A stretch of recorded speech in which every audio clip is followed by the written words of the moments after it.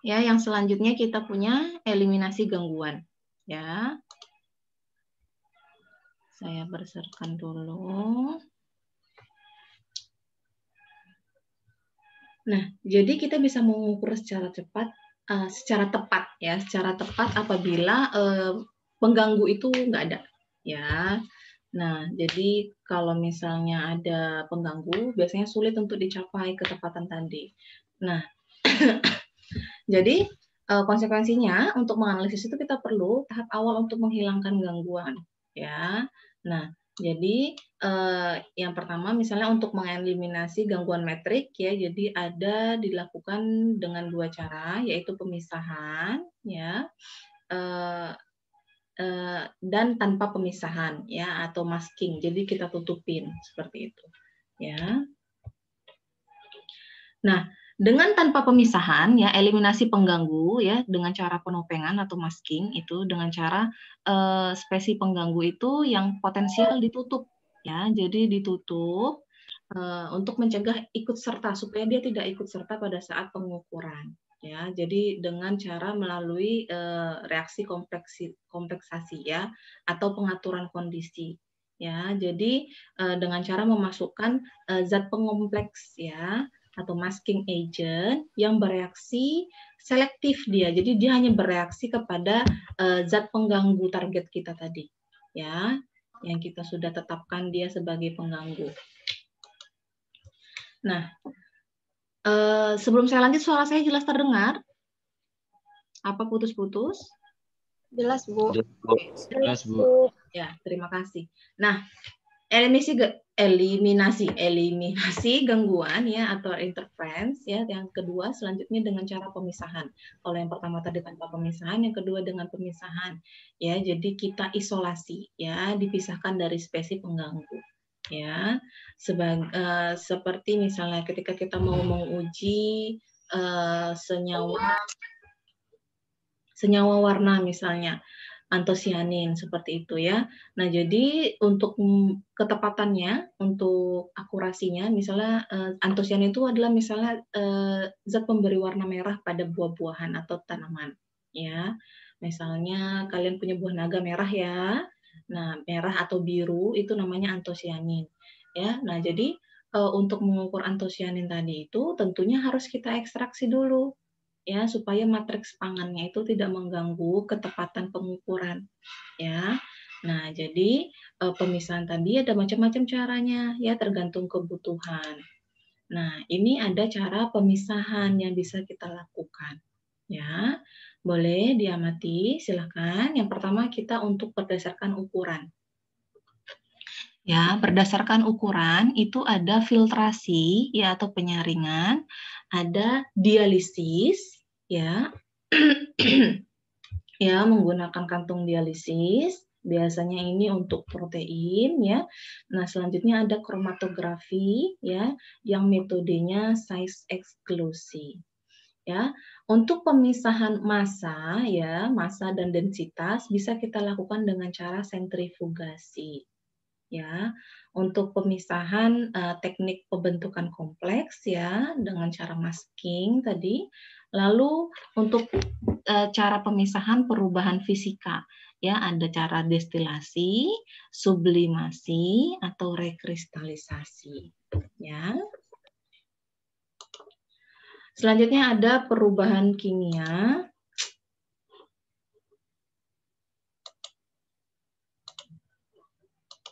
Ya, ada perubahan kimia, ada pengendapan, ada pertukaran ion, ada elektrodeposisi, ya, lalu ada pembagian antar fase, ada ekstraksi dan ada kromatografi, ya, teknik pemisahannya, ya. Nah, kita lihat berdasarkan klasifikasi berdasarkan ukuran tadi. Ya, sifat fisika tadi ya dapat dimanfaatkan dalam pemisahan ya yaitu adalah ukuran. Nah, pada teknik ini pemisahan dilakukan melalui media berpori ya di mana hanya analit atau pengganggu yang dapat lewat ya. Kalau untuk sederhananya misalnya kalian membuat teh dari serbuk ya. Ketika kalian mau minum tehnya jadi pengganggu nggak? Serbuk tehnya. Ya. Ya kan pengganggu dari cairan teh kalian kan? Nah, jadi kalian mau memisahkan serbuk teh kalian tadi kan dengan cara filtrasi ya. Jadi kita saring kan? Nah, itu teknik sederhananya, disaring. Jadi dipisahkan dari senyawa yang barang pengganggu kita ya. Nah, jadi yang bisa tersaring tadi bisa tertinggal itu adalah yang pengganggu ya, yang kita inginkan tersaring, atau sebaliknya yang kita inginkan tersaring, pengganggunya lewat saring gitu ya. Nah, klasifikasi yang termasuk ke dalam kelas ini yaitu ada filtrasi, ada dialisis dan kromatografi size eksklusi. Ya.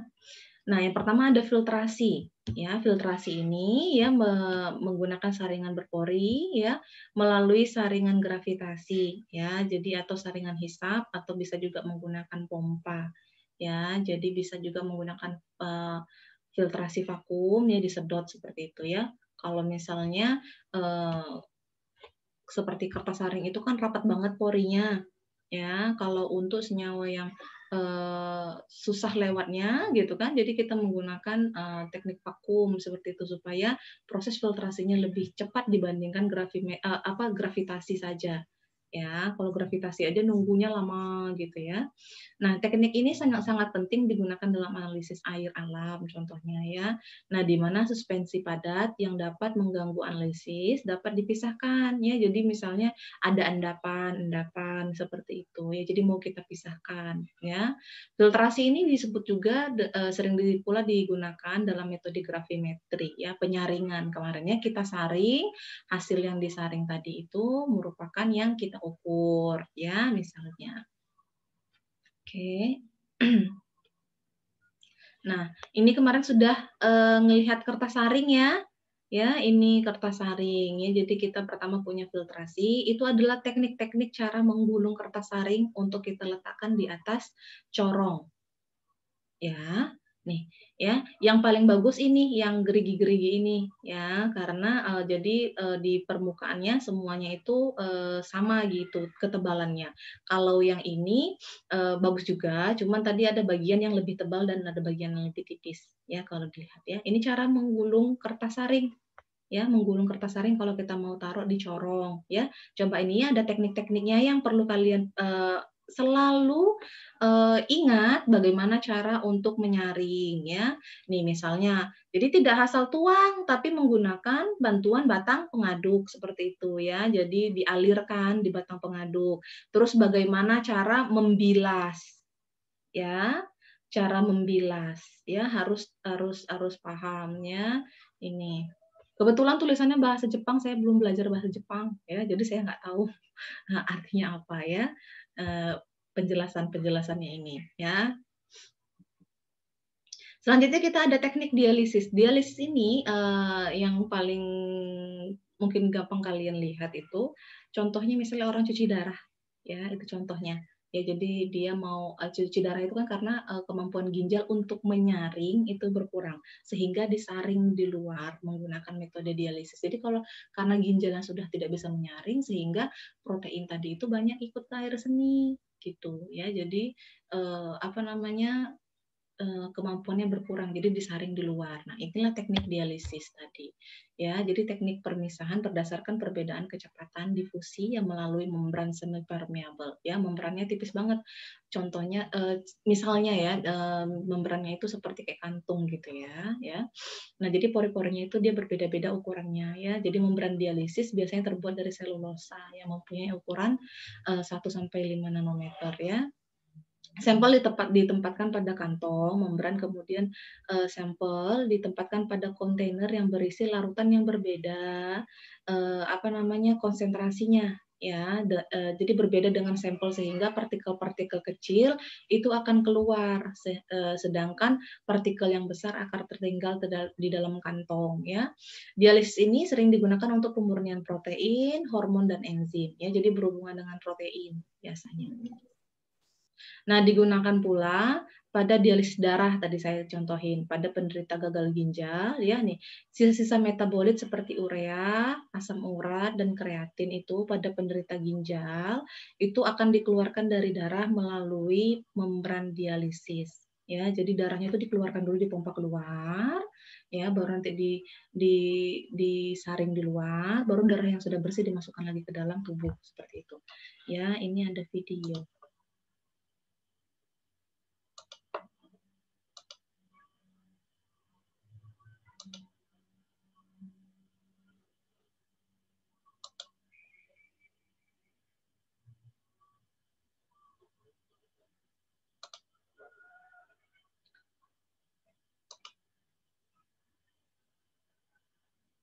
Mana videonya? Video dialisis.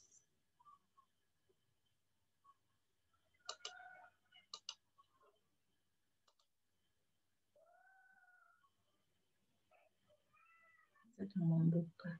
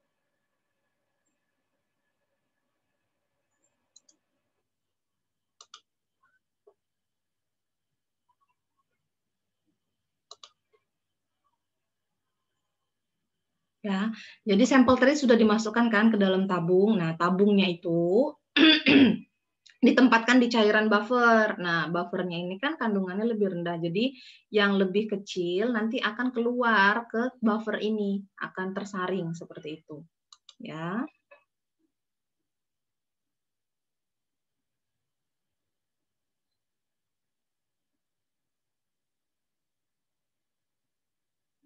Nih, ya. Jadi dialisis kolom ini, ya kolom dialisisnya tadi itu, kan dia kebetulan ini tabung bentuknya. Ya, nah jadi ada NWCU-nya, molecular weight cut off-nya, ya cut off wavelength-nya. Ya, jadi panjang ukurannya ada, ya. Jadi yang ukurannya lebih kecil daripada pori-porinya akan keluar, ya. Jadi tertahan yang lebih besar di dalamnya.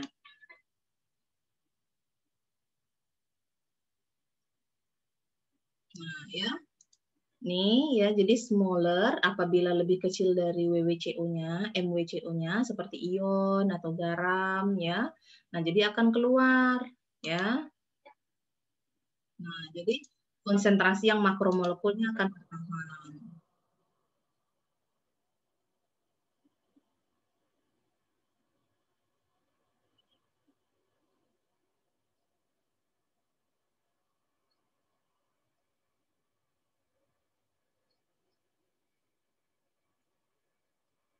Ya, dikumpulkan sampelnya yang sudah tersaring tadi ya, kita pindahkan ke new tube ya, ke tempat yang baru.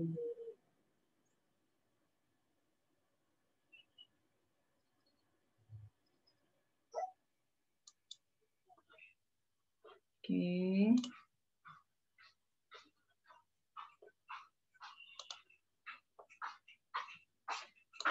Itu tadi dialisis ya. Nah, kebetulan contohnya tadi dialisis yang di lab ya, nggak contoh dialisis pada saat cuci darah ya. Nanti boleh search di Google untuk contoh yang lain. Nah, ini ya. Jadi misalnya kita ini contohnya yang berbentuk seperti selongsong ya. Jadi tabung dialisisnya itu berbeda-beda. Ada yang memang bentuknya kayak plastik es kayak gitu tuh ya. Jadi memang berbeda. Yang penting ada MWCO-nya atau molecular weight cut off-nya. Ya, jadi ada berapa ukurannya gitu ya. Nah, ini di stirrer tadi ya, di contohnya juga di stirrer ya ada buffer solution-nya. Ini dialisis tube-nya, ini protein solution di dalam ini. Jadi kita mau mengeluarkan ion-ionnya saja misalnya, sehingga protein yang lebih besar akan tertahan di sampel kita. Ya, jadi misalnya senyawa pengganggunya tadi itu adalah ion gitu. Nah, jadi ionnya harus dibuang terlebih dahulu sebelum bisa dianalisis sampelnya. Nah, ini contohnya pada saat proses cuci darah ya. Jadi kan ada arteri dan apa yang memompa ke seluruh tubuh dan yang memompa dari ke seluruh tubuh kembali ke jantung ya. Nah, jadi yang memompa ke seluruh tubuhnya diambil ya, lalu dimasukkan ke membran dialisis ya, lalu dikeluarkan senyawa-senyawa yang tidak diinginkan tadi ya. Seperti apa tadi contohnya kreatin ya dan lain-lain ya. Lalu darah yang sudah bersih dimasukkan kembali ya. Ada blood pump-nya di sini. Ya, selanjutnya kita punya contoh yang berdasarkan ukuran tadi. Yang terakhir chromatografi size eksklusi, ya, jadi menggunakan permeable gel, ya. Nah, metode pemisahan ini dilakukan, tulisannya nggak keluar.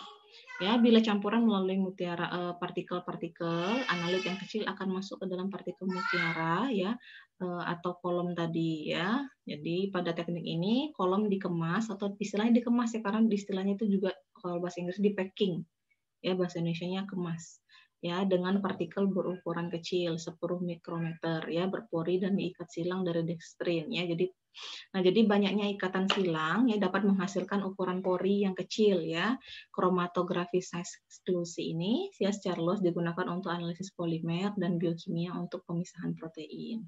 Nih ya, ini contohnya. Jadi kolomnya itu seperti pernah saya ceritakan di kelas saya ya. Jadi kolomnya itu kalian terbayang kayak buret ya, jadi kolomnya itu seperti buret ya, panjang. Lalu kita packing tadi, kita kemas ya, kita kemas ini kolomnya yang bulat-bulat ini. Nah, yang bulat-bulat ini tadilah yang merupakan makanya di sini mutiara-mutiara partikel tadi kita bilang ya, di istilahnya dia buat seperti itu ya. Nah, lalu kolomnya tadi itu ya mempunyai ikatan silang yang menghasilkan ukuran pori yang lebih kecil. Nah, jadi ini dia akan berpisah berdasarkan ukurannya. Ya, jadi molecular larger than the largest pore ya of the swollen gel particle. Jadi yang lebih besar ya akan tertahan misalnya ya. Jadi ini dia tadi ikatan silang ya. Jadi yang lebih terikat akan tertahan. Yang tidak berikatan dengan gel partikelnya akan turun duluan. Seperti itu ya, tergantung dengan kemampuan gelnya ini tadi ya. Nah, jadi sambil kita letakkan sampel, terus dibilas seperti itu sehingga senyawa yang kita mau turun duluan dia turun duluan, atau senyawa yang kita mau turun belakangan dia akan turun belakangan, gitu ya. Jadi dipisahkan. Selanjutnya klasifikasi berdasarkan massa atau densitas. Kebetulan yang ini tadi nggak saya cari videonya ya, boleh nanti cari ya, kromatografi ini ya, kromatografi size eksklusi ya, boleh sekalian ditonton ya, biar kebayang seperti apa pengerjaannya ya, karena kita tidak mengerjakan semua yang ada di slide ini ya, jadi harus belajar sendiri seperti itu. Nah, jadi klasifikasi berdasarkan massa atau densitas ya. Jadi bila analit dan pengganggu mempunyai massa atau densitas yang berbeda, maka pemisahan akan dilakukan dengan cara sentrifugasi. Nah, sentrifugasi ini ya dipisahkan berdasarkan gaya sentrifugal ya, gaya sentrifugal atau gravitasi ya. Nah, partikel yang akan dipisahkan disuspensikan dalam medium cair ya. Suspensi analit akan ditempatkan pada tabung sentrifugal yang ditempatkan dalam rotor yang diputar pada kecepatan tinggi. Seperti contohnya aja ya, buat gampangnya kalian. Misalnya kita punya minuman sari kacang hijau. Minuman sari kacang hijau ada yang terbang-terbangnya kan ya, ada endapannya kan ya. Nah, kalau kita diamkan mungkin mengendap sendiri, tapi membutuhkan waktu yang lama. Untuk mempercepatnya seperti apa? Bisa kita sentrifuge, nama tekniknya. Ya, jadi sampelnya kita tempatkan di tabung sentrifusnya, baru kita masukkan ke alat sentrifusnya, lalu akan berputar tergantung dengan kecepatannya. Ya, jadi ada RPM-nya, ada revolution per menitnya. Ya, jadi ada perputarannya per menitnya. Misalnya kita punya 1000 RPM, berarti dia 1000 kali mutar dalam 1 menit. Ya, kebayang cepatnya, 1000 kali 1 menit. Ya, nah kecepatan pengendapan tergantung gaya sentrifugal dan mengenai partikel-partikel searah. Ya, nah partikel yang mendapatkan gaya sentrifugal yang lebih cepat, yang lebih besar, mempunyai kecepatan sedimentasi lebih cepat dan berada di dasar tabung. Ya, ini contoh alat sentrifusnya. Alat sentrifus ini berbeda-beda ukurannya dan berbeda-beda ukuran tabungnya. Biasanya semakin sensitif, maksudnya untuk sampel-sampel yang sensitif semakin kecil tabung sentrifusnya. Ya, jadi tabung sentrifus itu ada sampai 1 mili cuman tabungnya. Nah, kalau perlu untuk yang sampel kita yang besar, misalnya mau pemisahan protein, kita mau bikin isolat, ya, isolat protein. Ya, isolat protein itu isolat itu adalah protein yang kandungannya itu 95% protein. Ya, contoh penggunaannya misalnya pada minuman protein, kalian punya shake kayak gitu ya, kayak misalnya apa ya, Herbalife itu kan proteinnya tinggi ya. Nah, itu kan menggunakan isolat kan. Nah, isolatnya itu dari protein yang sudah diisolasi, jadi proteinnya 95% tok protein. Nah, sampelnya kan besar. Nah, jadi tabungnya ini bisa sampai 100 mili. Seperti itu ya. Ini kebetulan tabung yang ini itu ukuran 15 mili ya. 1, 10, 15 mili. Nah, yang ini mungkin sekitar 5 mili, ada lagi yang lebih kecilnya 1 mili gitu. Ya, kayak misalnya untuk proses pengerjaan PCR sekarang ini dia perlu sentrifuge misalnya. Ya, sentrifusnya nggak yang besar gini gitu. Ya. Karena kan sampelnya juga kecil gitu kan ya. Jadi kecil juga. Ya, itu adalah teknik sentrifugasi. Ya, sentrifuge. Sentrifuge bahasa Indonesianya. Ya, oke, sampai sini ada yang mau ditanyakan? Silahkan. Enggak?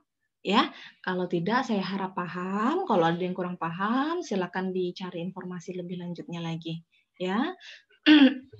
Selanjutnya klasifikasi berdasarkan pembentukan kompleks. Ya, salah satu teknik yang kita gunakan itu untuk melindungi pengganggu. Ya, jadi mengikat pengganggu dengan kompleks yang larut. Ya, dikenal dengan masking tadi. Ya, teknik ini sebetulnya bukan merupakan teknik pemisahan, ya, tapi ya bukan teknik pemisahan karena pengganggu dan analit satu sama lain tidak dipisahkan secara fisik. Ya, jadi dia masih di situ.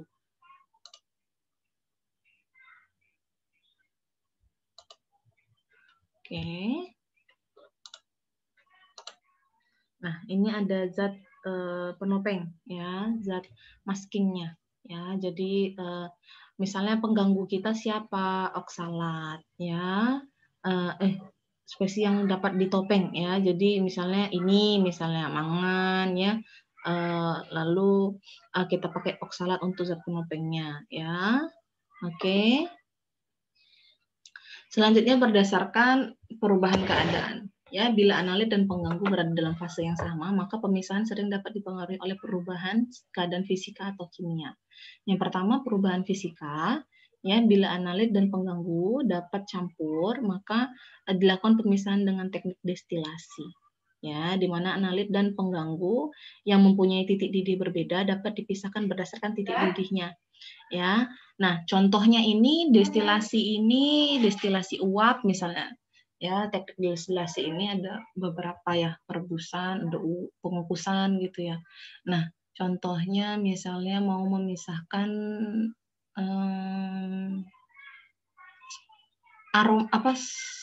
apa sih istilahnya? Minyak atsiri ya, minyak atsiri dari daun nilam misalnya ya. Nah, untuk parfum gitu kan ya. Nah, jadi kan kita pasti banyak gangguannya gitu ya, bagaimana kita mengekstraksinya, salah satunya dengan cara destilasi. Ya. Nah, bila sampel berbentuk padat, pemisahan analit dan pengganggu dapat dilakukan dengan sublimasi. Ya. pendekatan yang lain untuk pemurnian zat padat dengan rekristalisasi. Selanjutnya ada perubahan kimia. Perubahan kimia ya, kereaktifan kimia itu dapat digunakan dalam pemisahan oleh pengaruh perubahan kimia analit atau pengganggu ya. Klasifikasi berdasarkan partisi antarfase ya. Teknik pemisahan ini yang paling penting ya. Jadi karena berdasarkan partisi selektif analit atau pengganggu antar dua fase yang tidak dapat bercampur ya. Jadi bila fase yang mengandung solut ya dikontakkan dengan fase kedua, maka solut akan terdistribusi ke dalam dua fase. Ya, contohnya adalah teknik ekstraksi cair-cair, teknik ekstraksi cair padat, padat cair dan gas padat. Ya.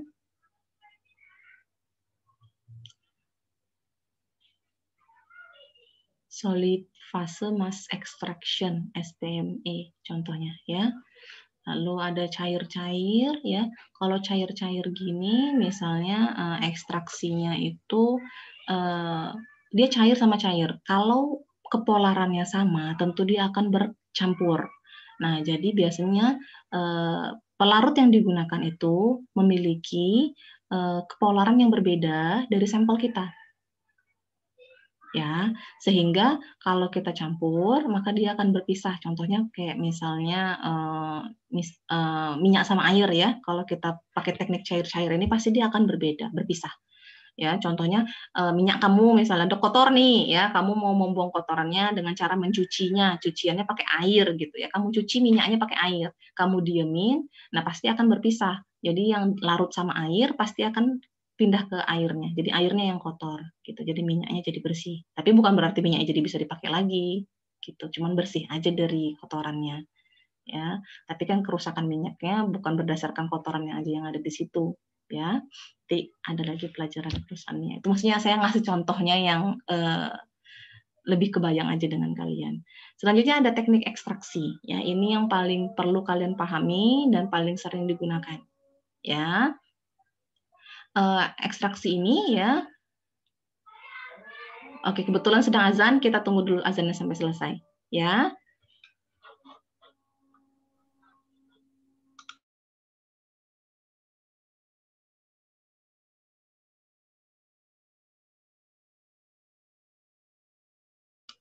Oke, selanjutnya pemisahan selanjutnya terakhir ya, ini udah mau habis waktunya, tinggal 10 menit lagi, nanti kalau terpotong kita lanjutkan lagi. Ya, yang pertama kita punya yang keempat ya, kita punya teknik pemisahan dengan cara ekstraksi. Tadi saya sudah contohkan sekilas ya. Ekstraksi itu adalah proses pemisahan substansi dari campurannya dengan menggunakan pelarut yang sesuai. Ya, pelarut yang disesuai ini maksudnya adalah tingkat kepolarannya. Ya, kemarin waktu kimia dasar kita belajar polaritas ya. Ya, nah ekstrak itu adalah sediaan kering, ya, kental atau cair yang dibuat dengan menyari simplician body atau hewan menurut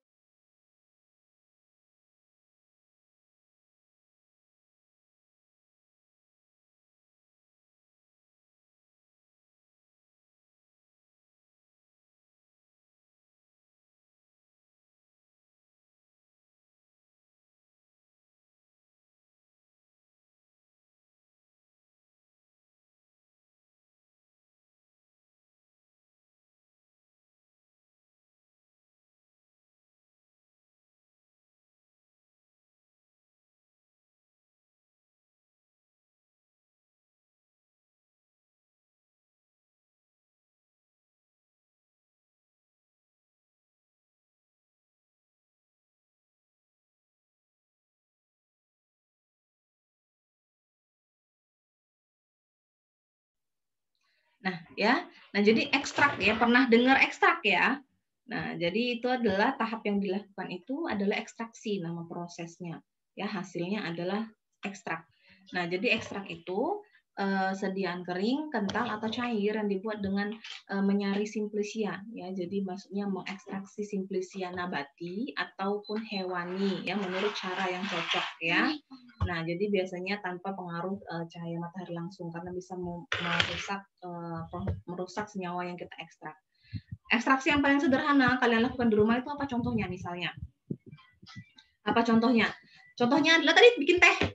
Ya, bikin teh, kalian menggunakan pelarutnya apa? Air. Untuk mempercepat proses ekstraksinya, kalian apain? Dipanasin. Ya, meningkatkan suhu itu mempercepat proses reaksi. Ingat waktu semester 1 ya. Jadi suhu meningkatkan kecepatan reaksi. Jadi supaya teh kalian lebih cepat kalian ekstraknya, kalian gunakan suhu. Ya, suhu yang lebih tinggi seperti itu kan ya. Nah, itu adalah cara ekstraksi sederhana yang kalian lakukan hari-hari. Contoh selanjutnya misalnya kalian mau buat minuman, ya, kalian hancurkan, lalu kalian saring, ya, dapatlah sediaannya yang lebih kental. Ya, misalnya mau bikin minuman jahe, wedang jahe, misalnya jahenya kalian hancurkan, ya, lalu kalian saring, ya. Saringnya mungkin kalau yang orang buat jamu tuh bikin nyaringnya pakai kain gitu kan ya. Nah, kan untuk memisahkan dari senyawa pengganggunya, serat-seratnya gitu ya. Itu adalah teknik ekstraksi sederhana yang hari-hari kita lakukan. Nah, untuk Nah, selanjutnya untuk proses ekstraksi ini ada teknik namanya maserasi. Maserasi itu adalah ekstraksi padat cair, ya, sampelnya padat, pelarutnya cair. Ya, yang dilakukan dengan jalan membiarkan padatan terendam dalam suatu pelarut, ya. Jadi maserasi ini teknik perendaman. Ya. Jadi sampelnya padat, pelarutnya cair, ya. Proses perendaman ini, ya, usaha untuk mengekstraksi suatu substansi dari bahan alam, ya. Jadi bisa dilakukan dengan tanpa pemanasan, tadi dengan suhu kamar, ya, atau dengan pemanasan bahkan pada suhu pendidikan, ya, seperti yang kita lakukan tadi ya. Kalian membuat teh tadi kan direndam ya. Itu salah satu teknik maserasi. Kalian naikkan suhunya itu dengan pemanasan. Ya, oke, ya. Nah, itu adalah maserasi. Sedangkan tadi kita sebut ekstrak tadi itu kan dia pekat ya, kering, bisa kental. Nah, kalian maserasi, kalian saring tadi ya, bahan padatnya sudah dipisahkan. Lalu untuk dia berubah menjadi ekstrak kental itu bisa melalui tahap evaporasi. Ya, penguapan. Nah, biasanya pelarut-pelarut yang kita gunakan itu memiliki suhu titik didih yang rendah. Ya, seperti misalnya etanol ya. Nah, etanol itu titik didihnya rendah. Jadi dengan evaporasi pada suhu 50 derajat saja sudah bisa menguap seperti itu. Kenapa? Berarti senyawa yang kita inginkan itu misalnya tidak tahan panas misalnya. Jadi supaya tidak rusak dengan pemanasan, evaporasinya dilakukan pada suhu rendah dengan 50 derajat Celcius. Nih, kita lanjutkan lagi ya. Sesudah disaring, residu dapat diekstraksi kembali menggunakan pelarut yang baru. Ya, jadi bisa kita ekstraksi kembali untuk benar-benar mengeluarkan seluruh ekstrak yang diinginkan. Lalu pelarut baru dalam hal ini bukan mesti berarti berbeda zat dengan pelarut yang terdahulu, tapi bisa pelarut dari zat yang sama. Jadi bisa dia bertingkat atau bisa digunakan pelarut yang sama. Misalnya kalian mau mengekstraksi senyawa yang polar aja menggunakan etanol. Ekstraksi pertama kalian lakukan, lalu next day, misalnya 24 jam kalian saring kan. Nah, sampel kalian tadi masih ada, mau kalian ekstraksi kembali, ya, boleh juga tambahkan lagi etanolnya. Atau kalau mau menggunakan pelarut bertingkat misalnya, bisa menggunakan yang sekarang misalnya mau coba yang polar, pakai etanol. Baru sudah terekstrak kan yang polar, baru nanti kan sampel kalian masih ada kan, kalian ekstrak lagi yang non polarnya misalnya menggunakan heksan pelarutnya misalnya. Ya. Ya, yang sudah kalian saring kalian ekstrak lagi. Itu bisa juga, ya. Nah, proses ini bisa diulang beberapa kali menurut kebutuhan. Nah, jika maserasi dilakukan dengan pelarut air, maka diperlukan proses ekstraksi lebih lanjut, yaitu proses ekstraksi fase air yang diperoleh dengan pelarut organik, ya. Jika maserasi langsung dilakukan dengan pelarut organik, maka filtratnya dapat dikumpulkan menjadi satu, kemudian dievaporasi atau didestilasi. Nah, selanjutnya dapat dilakukan proses pemisahan dengan kromatografi atau rekristalisasi langsung. Ya, nanti kalau misalnya terputus, join lagi sebentar lagi ya sebelum ditutup. Ya.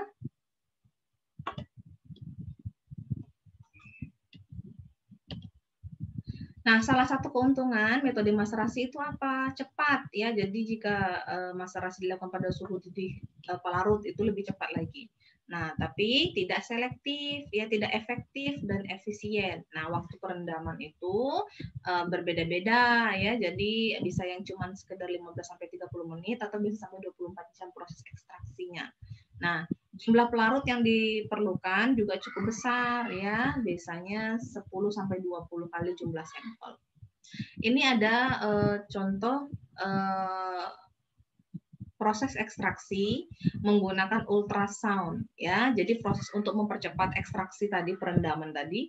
Jadi bisa kita lakukan maserasi dengan dimodifikasi menggunakan bantuan ultrasound. Jadi kita masukkan dia seperti water bath tempatnya.